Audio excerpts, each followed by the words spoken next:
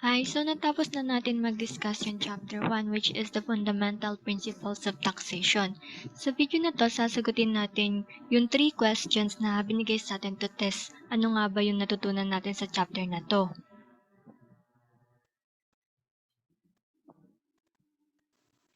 So, I'm Sophia Gabot from CBET 01701P.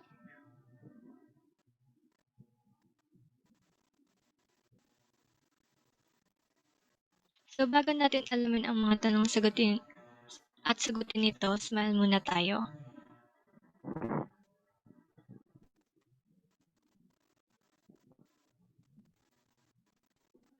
So, the first question is,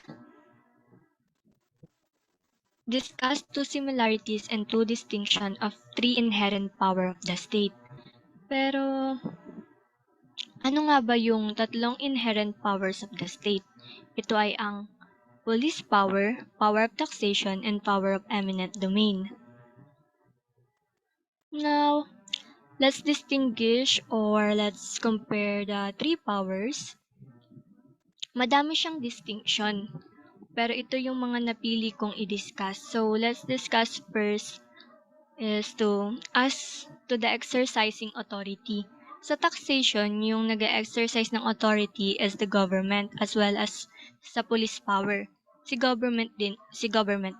But yung eminent domain is pwedeng i-exercise ni government or ni private entities, especially if may kontrata sila sa government or meron silang consortium na tinatawag, which is yung purpose nila is public utility services or other public services wherein pwede silang kumuha or mag-take ng property for public purposes.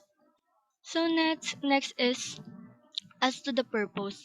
Ang taxation, ang purpose niya is to support the government, to raise funds for the government projects.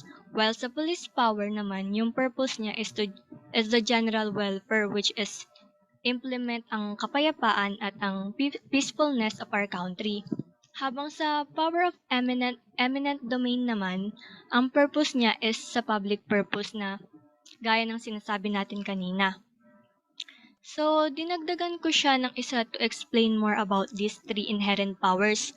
So, as to the persons affected naman is, unlike sa taxation, ang police power which is unlike sa taxation and sa police power which is both for community or class, the power of eminent domain is focused only on the owner of the property. Kasi kung sino lang yung tatamaan, siya lang yung magiging affected na subject.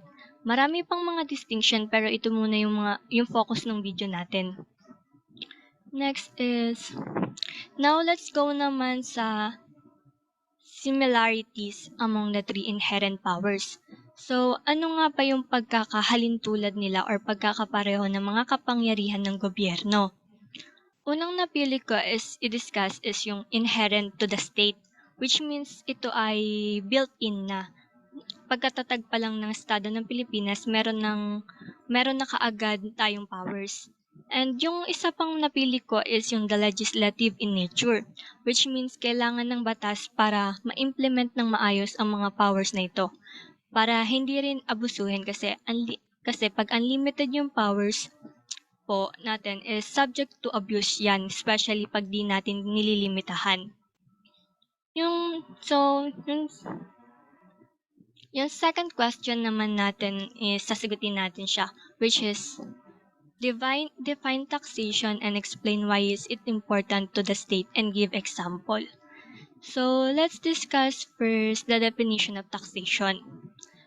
So, taxation may be defined as a state power, a legislative process, and a mode of government cost distribution. So, please take note yung important points na naka-underline in bold, which we will discuss one by one. So, based sa definition natin sa taxation, may three important points tayo. Unahin natin yung sa state power. It is inherent power to enforce proportional contribution from its subject for public purpose. Ito yung kapangyarihan ng gobyerno which is inherent. Ano nga bang meaning ng inherent power? It means it goes with it. they coexist, which means kapag may tax, may gobyerno. Kung may gobyerno, may tax. Next is a process, which is a process of laying taxes by the legislator or the state to enforce proportional contribution from its subject for the use of public or public purposes. And lastly is yung mode of cost contribution, because the state allocates its costs or burden to its subject, which is yung taxpayer, who also benefiting by this spending. So, super important ang taxation, especially in nation building, such as example are, una, building and maintaining roads and other forms of public transport. Next is improving the country's education system by providing more educational facilities and subsidizing tuition fees for students in public school and state universities and colleges. Next is supporting the healthcare system through funding public health programs and improve the state of our health facilities. And lastly is, an example ko is, provide salaries for public servants such as public school teachers, police officer, healthcare workers, local and national government officials, and employees. So, nasa last question na tayo, which is, ang tanong dito is, explain double taxation. Is it prohibited in Philippines? Cite actual case. So, yan. Ano nga ba ang double taxation at ano ang mga klase ng double taxation? Ayan. So, double taxation is when income or profits are taxed twice, which means twice tinataksan yung income or profit natin. And there are two kinds of taxation. Number one is direct double taxation, which means the two taxes ay dapat ma-impose on the same taxing authority, same purpose, same jurisdiction, same taxing period, and same kind or character. And yung direct double taxation ay bawal at illegal sa Pilipinas kasi it violates the Constitution at bawal kang taksan ng doble dahil sa human rights natin. And yung the other kind of taxation naman is the indirect double taxation, which means there is a burden of two or more imposition but imposed by different taxing authorities, different purpose, and this is not legally objectionable. So, ibig sabihin, ang indirect double taxation ay hindi bawal sa Pilipinas. Kahit doble yung burden or imposition niya pero different taxing authority at different purpose or reasons, hindi siya pinagbabawal ng batas. So, para mas lalo natin siyang maintindihan, let's have an illustrative case. Yan. So, ito yung nakalagay sa case natin. After paying its local business tax liability to certain city government, a cable television operator was billed by said city for an adjustment.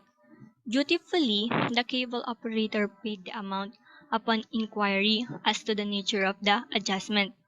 The tax paid learned that it represents local franchise tax, perhaps baffled by the imposition of both business tax and franchise tax. So, dalawa yun. Business tax and franchise tax.